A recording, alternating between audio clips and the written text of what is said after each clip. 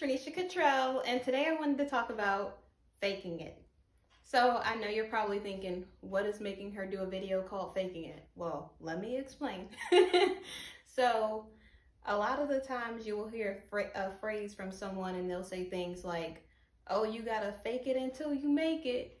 And earlier today I was thinking about how my relationship with God has went through like all of these different stages, and how at one point I was like, okay, I'm rededicating my life to God. Then I'm reading the Bible. Then I'm doing this. Then I'm doing that. And I'm serving. I'm doing all of these things that I think that I'm supposed to be doing. Well, at first, I'm doing things more on a schedule, like I'm supposed to go to church. I'm supposed to read the Bible. I'm supposed to go to Bible study. But it became kind of like a checklist more than an actionable item. And so I started to think about how God must feel when we do things just to do it, just because, we're trying to fake it until we make it. We're trying to fake religion and pretend like we're about that God life when really we're not.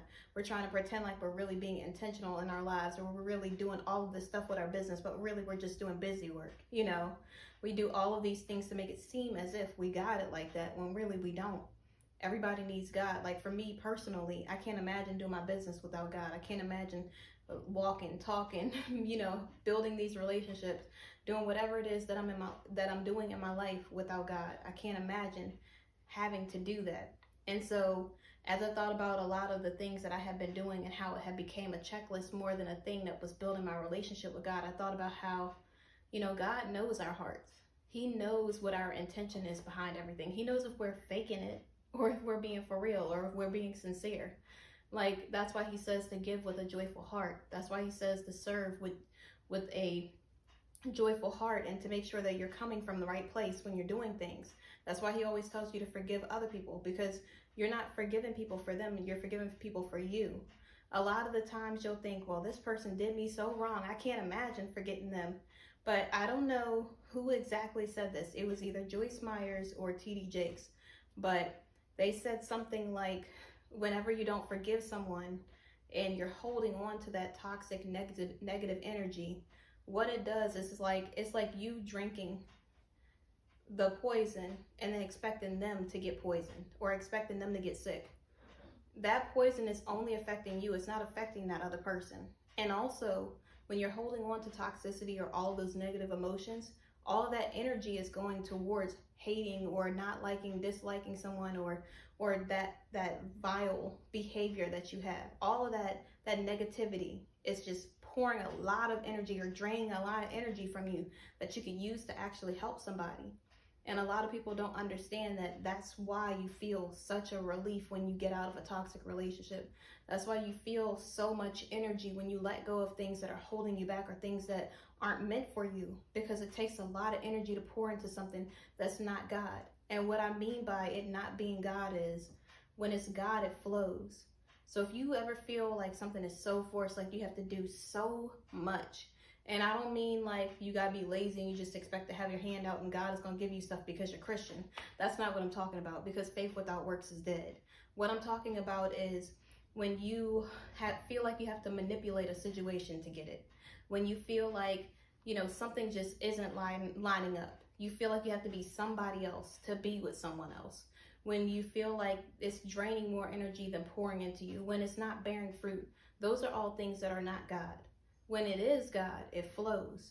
You may have to put forth an effort to get to know someone, but you will not have to feel like you have to do the most to get something that God already has for you. You might have to, earn someone's trust or their respect. That's normal.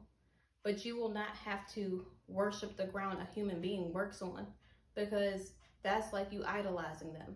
And God is the only person that should be your idol. When it is God, it is effortless. It's like everything just flows right into place just the way that it should. And sometimes you don't realize that you're forcing something until you take a break, until you take a moment and take a step back and realize, like, wow, this wasn't what God intended for me. Wow, this is more of what I wanted and not what I actually needed, or not what God actually wanted for me. So I recently, in the past few months, I guess it's been like a month or so, I've been like really thinking about the things that I've been doing in my worship, in my relationship with God, in church, different things. And instead of me just coming through and putting a check mark beside I read my Bible today, I prayed today, or whatever else. And I try to be intentional so I can build my relationship with God. But sometimes it gets mundane. Sometimes it feels like it's just an action or it's just something on a checklist and not a real action, not a real effort towards something. And I started thinking about how God knows when we're faking it. He knows when we're not really there, when we are thinking about other things instead of being present in Bible study, when we are, putting something else before him, when we are not really about action, but we're more about pretending like we are in church or doing the things that we need to do. Like, for example, hopefully I don't step on too many people's toes, but like, if you know that you're a gossiper and a backbiter, and you struggle with that, and you're like, God, I'm in church every Sunday, I'm worshiping, I'm giving all of this money to tithes, and I am in Bible study every Wednesday, but you still are doing the same thing. That's not you being about action, that's you faking it. You can't fake it with God. God knows your heart. He knows when you're really trying and when you're not. If I have a problem with lust, or the flesh or something like that, I can't put myself in dangerous situations and pretend like I'm stronger than what I am, because the flesh is weaker than anything else. I can't be like, oh yeah, I'm gonna be good with this person being here. I'm gonna be good in this environment. I'm gonna be good around this type of food, when you know you have a weakness for it. You have to distance yourself and flee from those things and be about the action of fleeing. You can't just say, oh yeah, I'm in church, so that means that I'm made in action. No, you gotta really put forth a real effort. You have to really be intentional with the things that you're doing. Like, if I'm telling God I trust you with my business, I can't just be sitting there hustling and bustling and trying to do the most, and then saying, oh yeah, God, I trust you. And God's telling me to work with this person or invest in this thing, and I'm not doing it because I have this scarcity mindset or this lack mindset.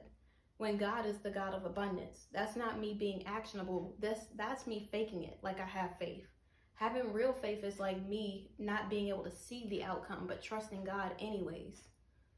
God knows what your true intention is, or if you really truly trust him or not, if you really have faith or not, if you're really about that God life or not.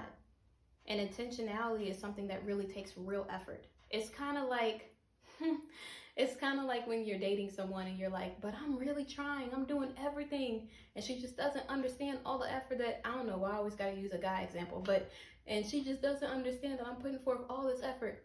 He hasn't went to one counseling session. He hasn't changed in any way. All he's done is pretend to other people that he's really trying. He's pretended like he really wants to be with you. He's pretended like he's really been putting calls in. He's pretended like he's done all of these things, but the real work is actionable. That's real action. You can't fake that type of thing. Just like you can't fake your religion. You can pretend to be holier than thou and everything else, but know that you're human and you're going to make mistakes. You can't fake being perfect, because no one is. Only God is perfect. You have to be real with God. One thing that I really learned that helped me the most is that I lay all of my broken pieces at the feet of God. If I'm jealous, if I'm insecure, if I'm feeling like I'm forgotten, if I have, negativity circulating in my mind, if cynicism is cycling, if I am having a moment, if I'm feeling like faithless, if I am doubtful of something in life, or if I'm struggling in a certain area, I don't just say, oh yeah, God, I got this, and fake it. I literally lay it down at the hand of God. Like Apostle Paul wrote. He wrote in one of his verses in the Bible, he said something like, give God your brokenness. The broken pieces of you will lead you to a stronger version of yourself. That's just me like paraphrasing. But when you allow God to see your weakness, when you show him the broken pieces of you, he is the only one that can heal that piece of you. He's the only one that can change a person. Sometimes we'll think, oh yeah, I could date this guy or whatever, and I could change him into the person I want him to be. If you're trying to change someone into someone that you want them to be, then you don't really want that person, because you should be wanting them to be who they are. The best version of themselves, yes. But don't try to change someone into what you want them to be, because God already created them to be something else. And maybe they're not grace for you, but they're grace for somebody else.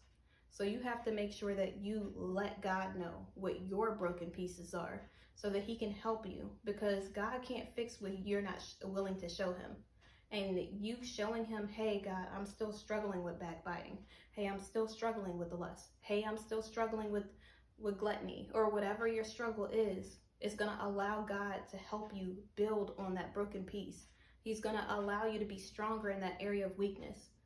And when you do that, you are showing the adversary, hey, I'm not afraid of you. You're showing him, hey, I don't care what you do. I'm not afraid to say that this is some area that I'm weak at. I'm not afraid to say that this used to be a part of me, because I'm no longer going to struggle with this anymore. Or if it is something that shows back up, I know I can call on God. Don't ever feel like just because you tell God one thing or you recognize something that all of a sudden you never struggle with it again. You may always struggle with something, but you know the difference between a regular person without faith and you with faith is that because God is helping you, he will help you get through whatever it is that you're going through, and you don't have to do it alone. The difference is that even in your weakness, God can be your strength. So, not gonna let this be too long because I do have to go. I know I always say that, but I really do. I have like this thing tonight, so I gotta go. But when it comes to faking it, you can't fake your religion with God or your faith or your hope with God. You have to have real faith and real hope that things are going to be able to happen in your life. You have to trust in God and let him control the things in your life. Like my serenity prayer says, you have to release the things that you can't control. You can't just sit there and try to be God in your life. God is the only one that can be God. God is the only one that's perfect.